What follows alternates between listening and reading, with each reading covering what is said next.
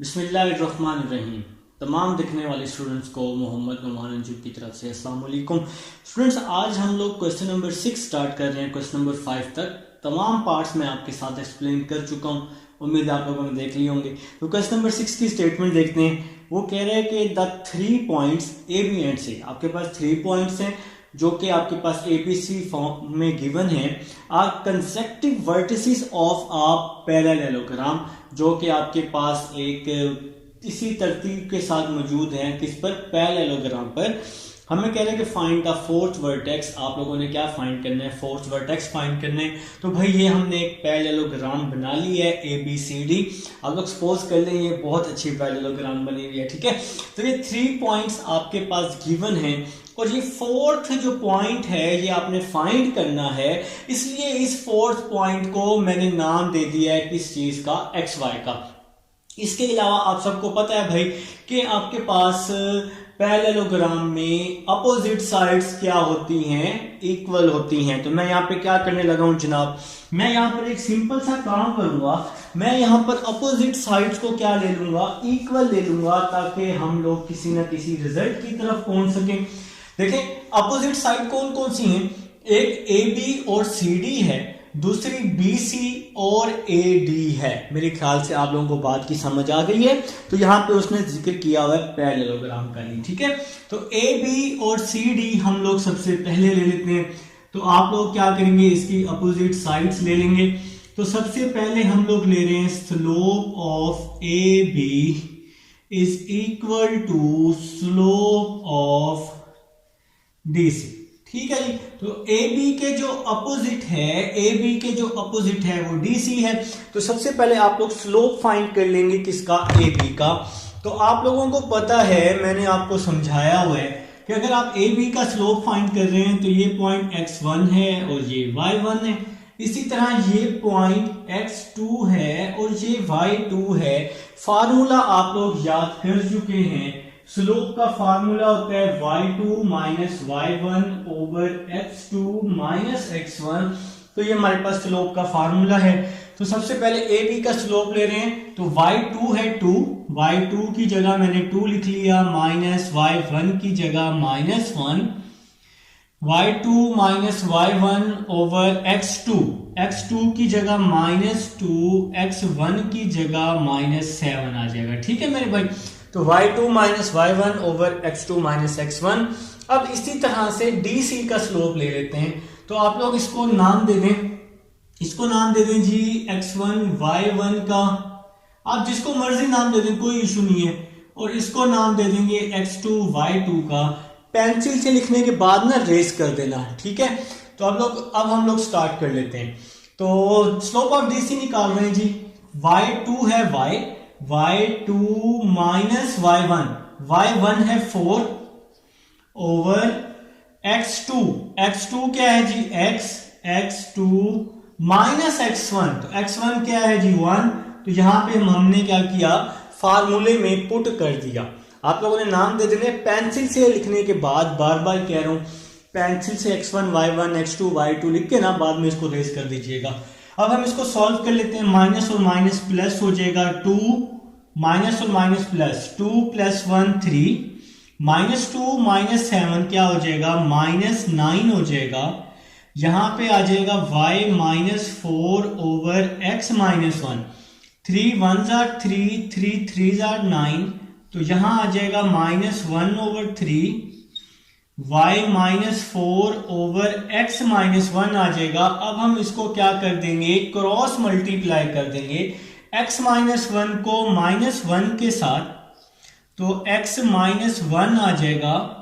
3 को y minus 4 के साथ, तो 3y माइनस 4 आ जाएगा जनाब, ठीक है जी।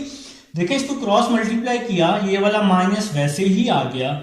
x माइनस 1 को 1 के साथ किया, 3 को y माइनस 4 के साथ किया।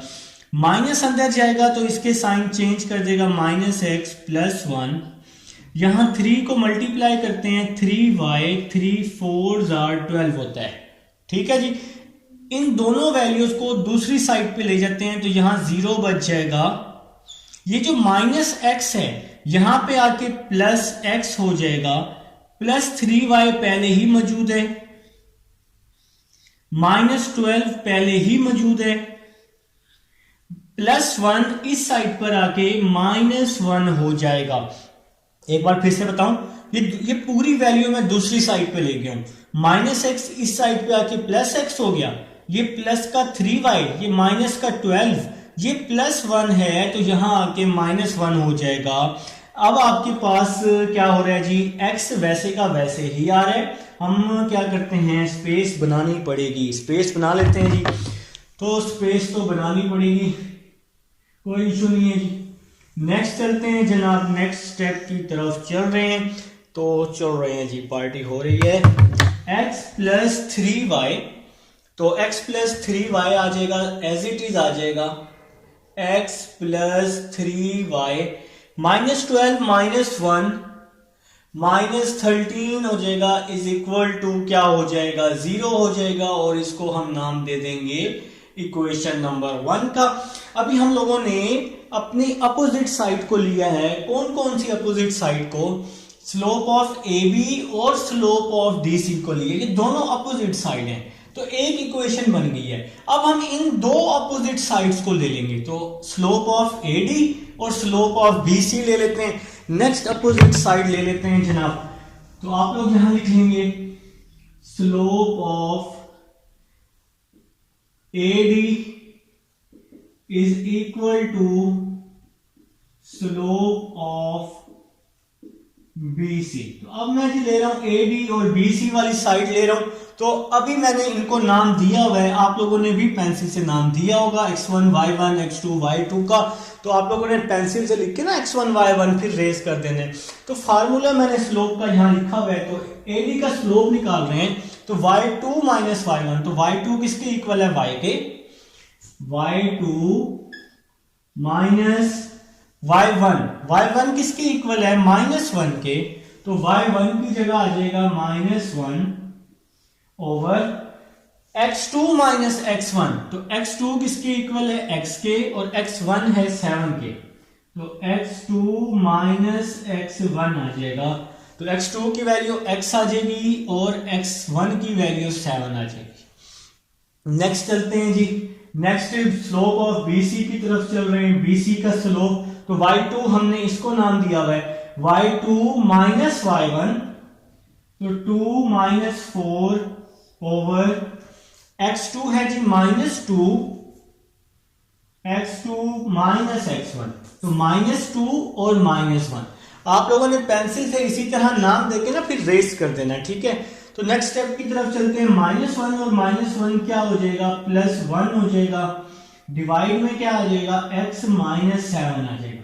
यहां पर 2 - 4 -2 हो जाएगा, -2 - 1 -3 हो जाएगा। समझ आइए कुछ।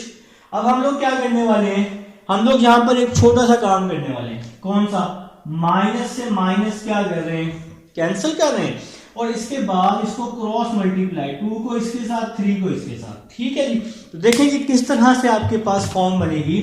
तो यहां पर कुछ इस तरह से फॉर्म बन जाएगी, 3y + 1 is equal to 2x - 7। तो क्रॉस मल्टीप्लाई कर दिया, 3 को मल्टीप्लाई किया तो यहां आ जाएगा 3y + 3, 2 को मल्टीप्लाई किया तो यहां आ जाएगा 2x - 14 आ जाएगा।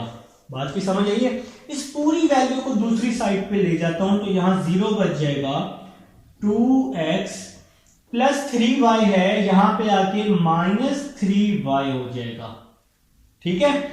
इसके बाद +3 है, इस साइड पे आके -3 हो जाएगा, और ये मेरे प्यारे भाई -14 वैसे का वैसे ही आ जाएगा।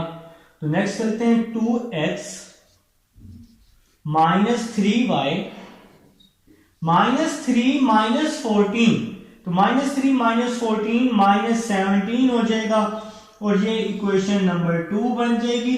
मैं आपको बताता चलूं, याद दहानी करवा दूं, आप लोगों ने x और y की वैल्यू फाइंड करनी है। तो x और y की वैल्यू फाइंड करने के लिए हमें ये दो इक्वेशंस चाहिए थी, जो आप लोगों ने इसकी अपोजिट साइड से इक्वल करके फाइंड आउट कर ली है।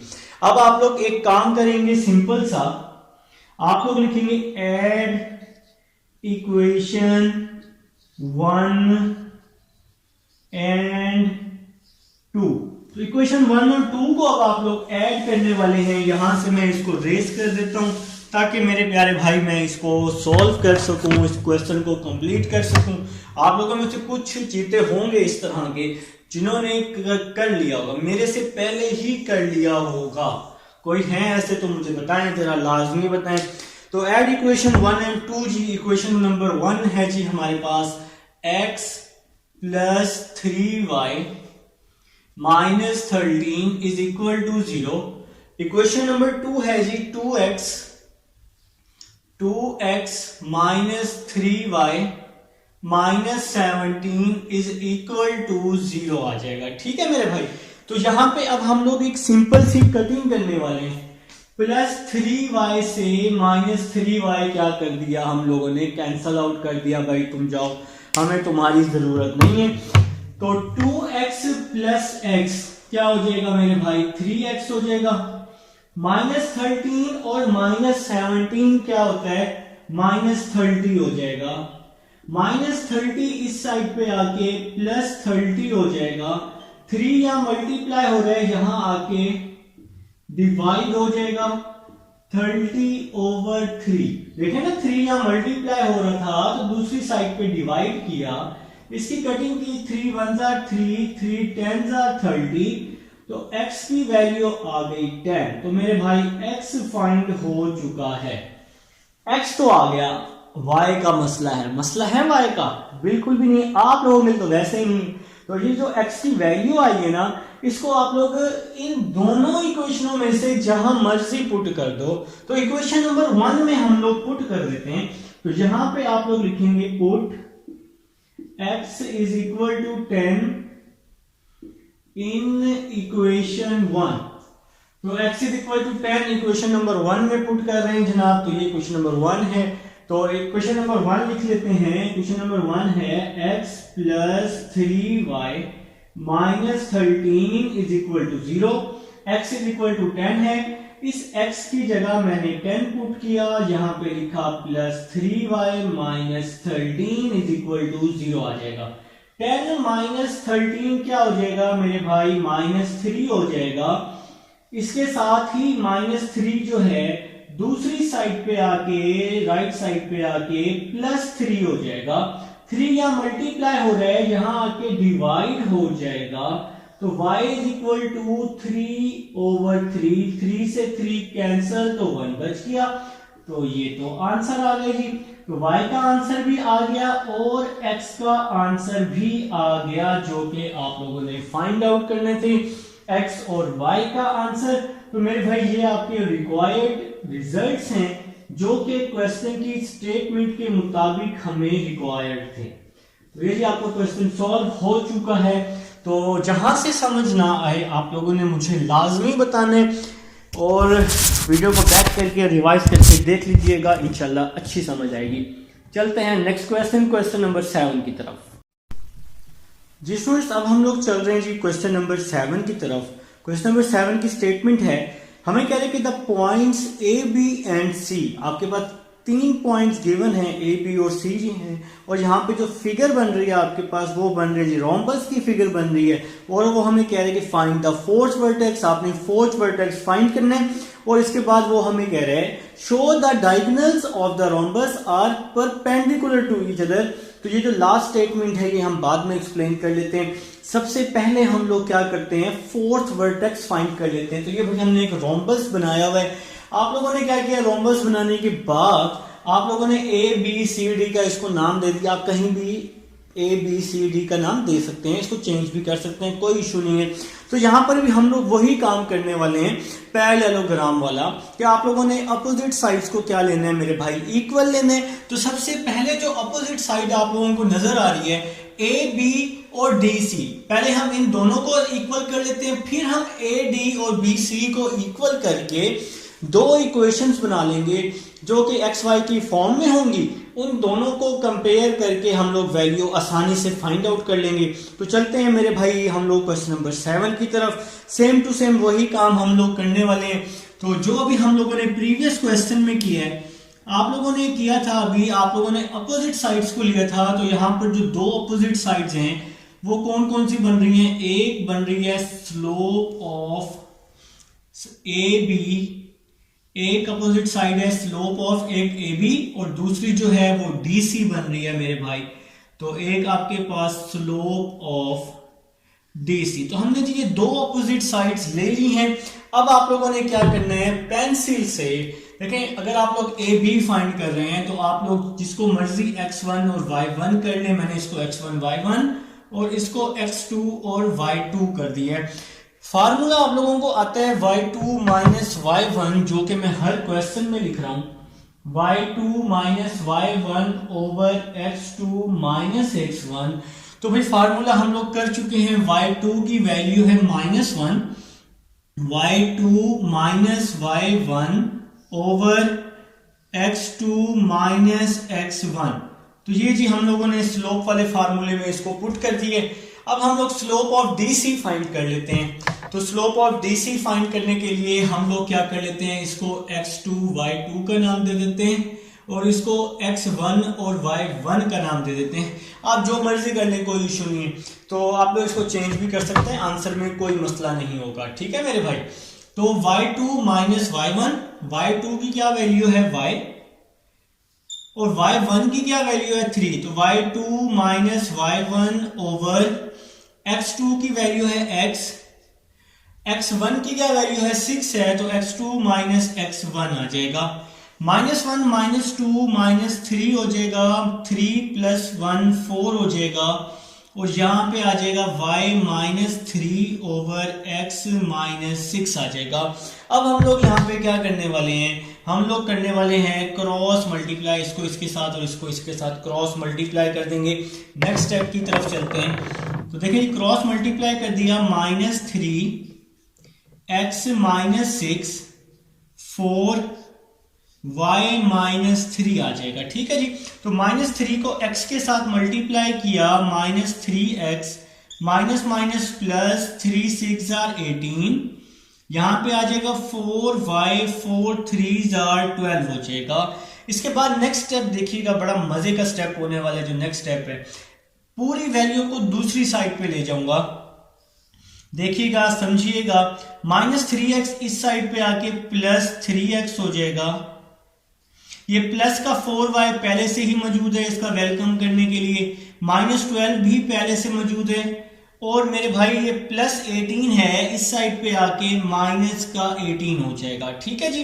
तो देखा, ये 3x + 4y 3x + 4y -12 -18 आप इसको ऐड कर लेंगे तो ये -30 = 0 आ जाएगा।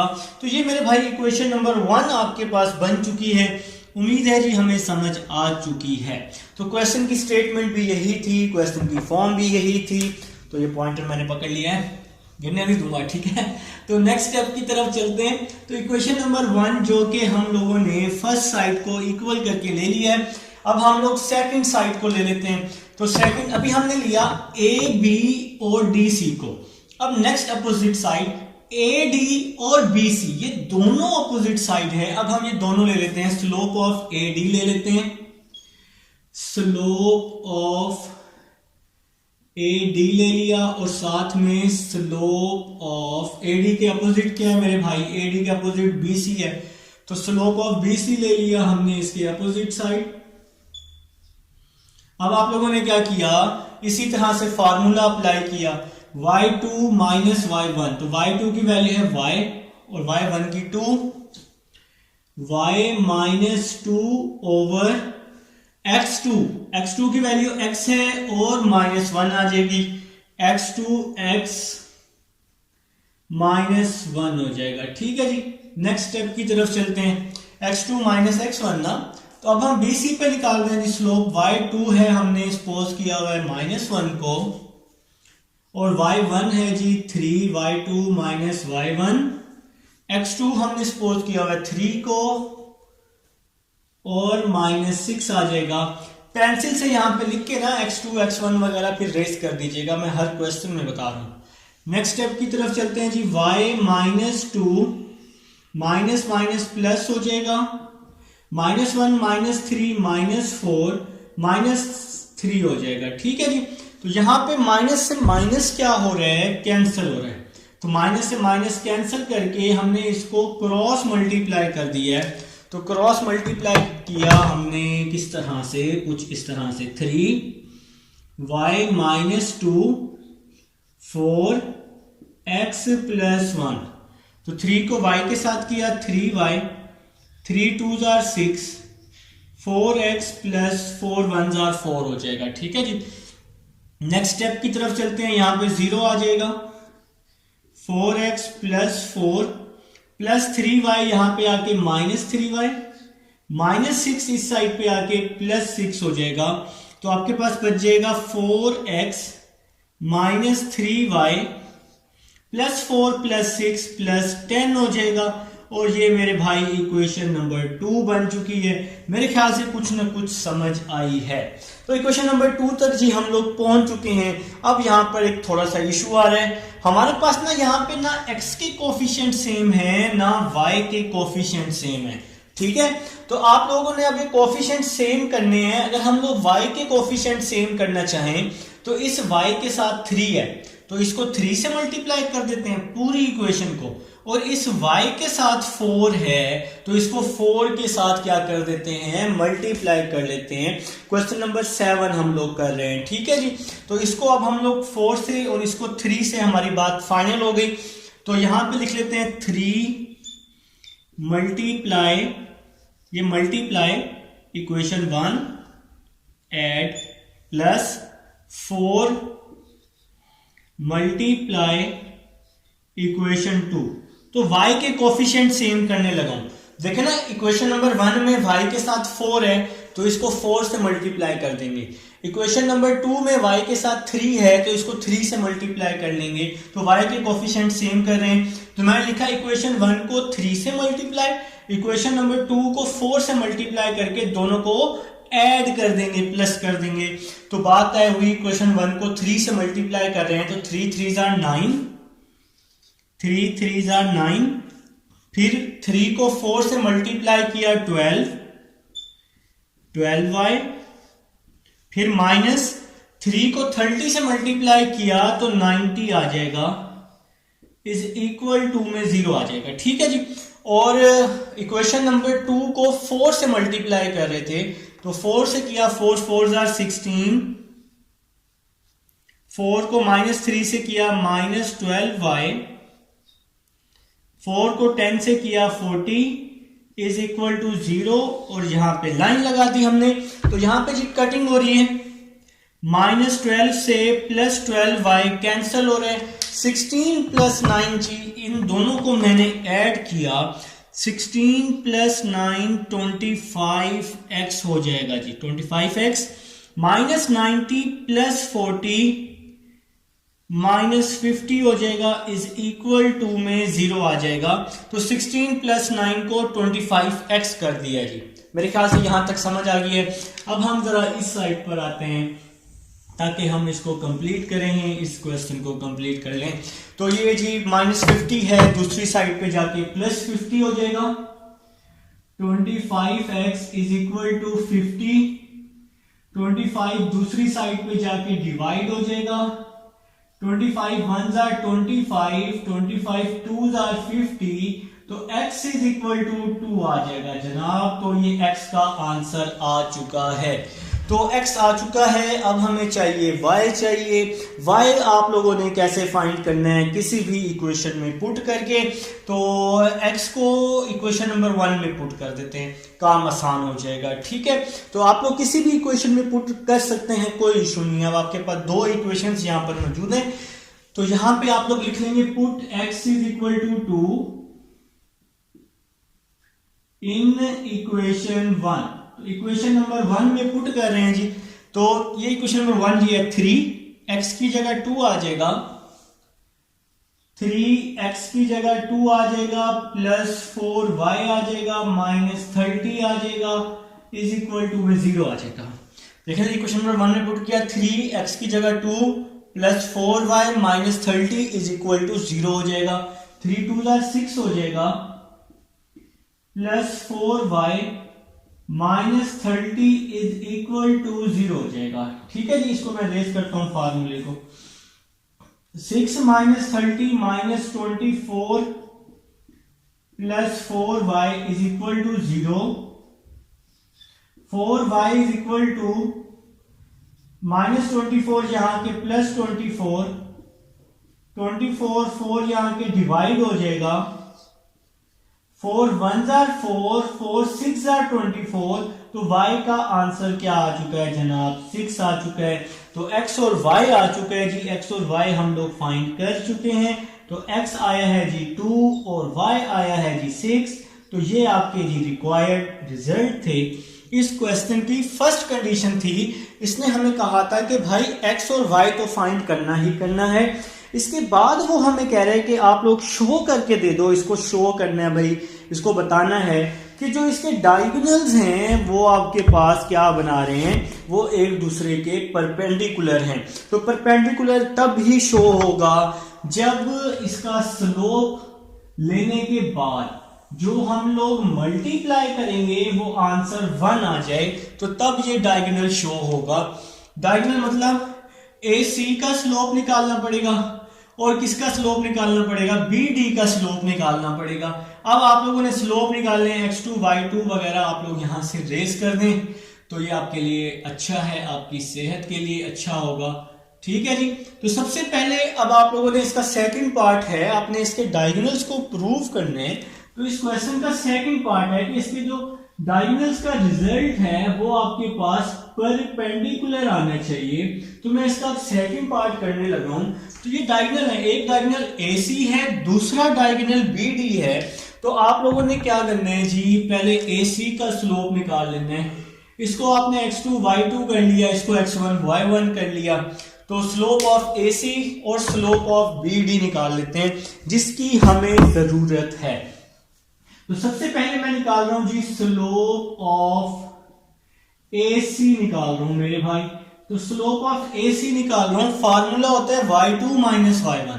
तो y2 3 है, y1 2 है, तो y2 minus y1, y2 minus y1 over x2 6 है और x1 माइनस 1 है। तो x2 माइनस x1, तो मेरे भाई 3 माइनस 2 क्या हो जाएगा? 1। 6 माइनस और माइनस प्लस हो जाएगा, तो 6 प्लस 1 7 हो जाएगा। तो ये स्लोप ऑफ AC आ गया, फर्स्ट डायगोनल का आंसर आ गया। अब हम स्लोप ऑफ BD निकाल लेते हैं। तो स्लोप ऑफ BD को अब हम लोग फाइंड करने लगे हैं। यहां आप लोग लिख लेंगे स्लोप ऑफ BD। तो यहां पे जी अब आप लोग स्लोप ऑफ BD निकालने लगे हैं, क्योंकि हमें अब डायगोनल के स्लोप को प्रूव करना है। तो डायगोनल तो यहां पे 2 ही बन रहे हैं ना। तो अब आप लोग क्या करेंगे, पेंसिल से इसको रेस कर देंगे, रेजर से रेस कर देंगे, पेंसिल से जो लिखना है। तो आप लोग इसको जी x1 y1 और x2 y2, इतना टाइम नहीं लगाना, फटाफट लिख लेना है बस, इतना टाइम तो नहीं होता ना हमारे पास। अच्छा, xy आप लोग फाइंड कर चुके हैं, ये वाला पॉइंट लेना है xy 2 और 6। तो xy जो पॉइंट आपने फाइंड किया है ना 2 और 6, तो वो पॉइंट लेना है D की जगह पे। तो यहां पे आप लोग लिख लेंगे x2 y2 लिख लेंगे। ठीक है जी। तो ये x2 y2 आ जाएगा जो पॉइंट आपने फाइंड किया उसके साथ। तो फार्मूला होता है जी y2 minus y1, 6 minus minus 1, 6 minus minus 1, y2 minus y1 और x2 माइनस x1, तो 2 माइनस 3 आ जाएगा, 2 माइनस 3 आ जाएगा। तो मैंने जी यहां पे फार्मूला अप्लाई कर दिया है। तो 6 प्लस 1 माइनस माइनस प्लस 1 7 हो जाएगा, 2 माइनस 3 माइनस 1 हो जाएगा, 7 को माइनस 1 पे डिवाइड किया तो माइनस 7 आ गया। तो मेरे प्यारे भाई दोनों स्लोप आ चुके हैं। अब हम चेक करते हैं कि क्या इसका मल्टीपल माइनस 1 आता है। तो अच्छा, मेरे पास थोड़ी स्पेस कम है, तो मैं क्या कर लेता हूं, इसको m1 लिख लेता हूं और इसको m2 लिख लेता हूं। ठीक है जी। तो इसको मैं इक्वेशन 1 का नाम दे देता हूं, इसको इक्वेशन 2 का नाम दे देता हूं। तो आप लोग यहां लिख लेंगे from equation 1 and 2, from equation 1। अच्छा, स्लोप को ना आप m से रिप्रेजेंट करते हैं तो इसलिए मैंने इसको m लिखा है, ठीक है जी। तो आप लोग अगर नाम भी लिखें तो आप सिंपल लिख लें slope of AC multiply slope of BD, बस। तो मैंने जी इसको m1 का नाम दिया है, m1 multiply m2 is equal to, तो m1 का क्या आंसर आया है 1/7, m2 का क्या आंसर आया है -7 आया है। तो m2 का आंसर -7 आया है, तो 7 से 7 क्या हो रहे हैं, कैंसल हो रहे हैं, 7 से 7 की छुट्टी हो रही है और आपके पास आंसर आ रहा है जी -1, ये माइनस बच जाएगा और ये साथ में 1 बच जाएगा और इसके नीचे जी लिख लेंगे hence prove diagonal AC and BD are perpendicular. तो आप तो लिख लेंगे हिंस प्रूव, ठीक है जी। जो मैंने अभी लाइन बोली है वो लाइन आप लिखेंगे hints prove diagonal AC and BD, दो डायगोनल है ना, AC और BD आर परपेंडिकुलर। तो ये था मेरे भाई क्वेश्चन नंबर 7 था। उम्मीद है जी आपको समझ आई होगी क्वेश्चन नंबर 7 की। और अब हम चलेंगे अपने क्वेश्चन नंबर 8 की तरफ, जो कि आसान क्वेश्चन। आइए जी क्वेश्चन नंबर 8 लिख लेंगे जी स्टूडेंट्स। अब हम लोग क्वेश्चन नंबर 8 की तरफ चल रहे हैं। क्वेश्चन नंबर 8 हमें कह रहे हैं कि आप लोगों ने बताना है कि ये जो गिवन पॉइंट्स हैं ये पैरेलल हैं, परपेंडिकुलर हैं या कुछ भी नहीं है। तो 2 पॉइंट्स ही मैंने आपके सामने बोर्ड पर लिखे हुए हैं। क्वेश्चन की स्टेटमेंट आपके सामने गिवन है, आप लोगों ने अपनी अपनी बुक्स ओपन की हुई हैं, ठीक है जी। तो ये जी आपके पास 2 पॉइंट्स गिवन हैं, तो आप लोगों ने क्या करना है, इनका स्लोप ले लेना है। तो सबसे पहले आप लोग इनको लेट कर लेंगे, फर्स्ट 2 पॉइंट्स को A और B का नाम दे दें। A है 1 - 2 और B है जी 2 4, और सेकंड 2 पॉइंट्स को C और D का नाम दे देंगे। C है 4 1 और D है जी -8 और 2 जी।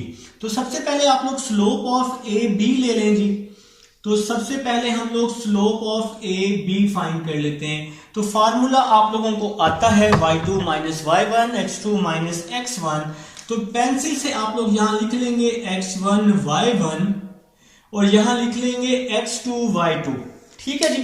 तो स्लोप ऑफ ए बी है, स्लोप है, फर्स्ट है, तो आप इसको m1 से भी लिख सकते हैं, ठीक है जी। तो फार्मूला होता है y2 - y1 4 - 2 x2 - x1, तो 2 - 1 आ जाएगा। तो मेरे भाई ये माइनस और माइनस क्या हो जाएगा, प्लस हो जाएगा। तो 4 - +2 2 - 1 1 4 + 2 क्या हो जाएगा, 6 हो जाएगा, ठीक है। तो ये m1 आ गया है, मतलब स्लोप ऑफ ए बी आ गया है। अब हम स्लोप ऑफ सी डी ले लेते हैं। तो यहां पर आप लोग लिख लेंगे स्लोप ऑफ सी डी। तो आप लोगों को पता है कि आपने क्या करना है, यहां से x1 y1 पेंसिल से लिखा हुआ रेस कर देंगे और इसके बाद यहां पे लिख लेंगे सी डी, जिसको यूज करने वाले x1 y1 x2 y2। तो फार्मूला लिख लेंगे y2 - y1 2 - 1 x2 - x1, तो -8 - 4 आ जाएगा। 2 - 1 1 हो जाएगा, -8 - 4 -12 हो जाएगा। तो ये आपका m2 आ जाएगा। तो ये जी हमारी सेकंड कंडीशन, मतलब सेकंड स्लोप भी आ चुका है। अब आपने बताना है इस क्वेश्चन में कि ये पैरेलल है, परपेंडिकुलर है या कुछ भी नहीं है। क्या ये दोनों स्लोप आपस में इक्वल हैं? नहीं है ना। तो आप लोग इसकी फर्स्ट कंडीशन लिख लेंगे m। तो मैं आपको बता रहा था स्टूडेंट, देखें जी, क्या m1 और m2 आपस में इक्वल है? नहीं है ना। तो आप लोग जी इसकी फर्स्ट कंडीशन लिख लेंगे m1 is not equal to m2। तो नॉट आ पैरेलल। पैरेलल कब होंगे? जब इसका स्लोप इक्वल होगा। जब इसका स्लोप क्या होगा? इक्वल होगा। अगर आपने परपेंडिकुलर की कंडीशन चेक करनी है, परपेंडिकुलर में क्या होता है, आपके पास जो 2 स्लोप होते हैं ना, उसको मल्टीप्लाई करना होता है। अगर मल्टीप्लाई करके आंसर -1 आ जाता है तो वो आपका प्रूव हो जाएगा। तो m1 और m2 को अगर हम मल्टीप्लाई करते हैं, m1 × m2, तो m1 का क्या आंसर है 6, m2 का क्या आंसर है -1/12। कटिंग करते हैं, 6 1s are 6, 6 2s are 12, -1/2। क्या इसका आंसर आया -1? नहीं आया ना। तो परपेंडिकुलर आने के लिए -1 का आना जरूरी है। तो यहां पे आप लोग लिख लेंगे नॉट अ परपेंडिकुलर। तो ये परपेंडिकुलर भी नहीं है। आपने पैरेलल भी चेक करने हैं, परपेंडिकुलर भी चेक करना है, ये तो दोनों ही नहीं है। तो जो इसका थर्ड ऑप्शन है नन, तो वो बिल्कुल जी करेक्ट ऑप्शन है, वो बिल्कुल ठीक ऑप्शन है। तो ये क्वेश्चन नंबर 8 का पार्ट नंबर 1 था।